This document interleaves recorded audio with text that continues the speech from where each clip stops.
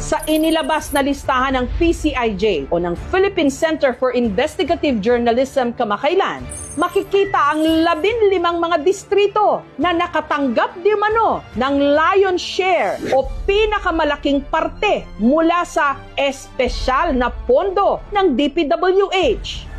At ang nanguna sa listahan, ang unang distrito ng Ilocos Norte, kung saan ang tumatayong congressman, ang presidential son, Sandro Marcos.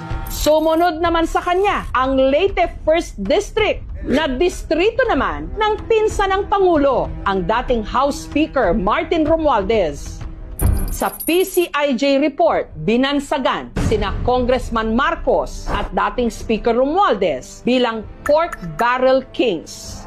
At ang tawag daw sa pondong kanilang natanggap, allocables, na ayon sa PCIJ report, ang siyang bagong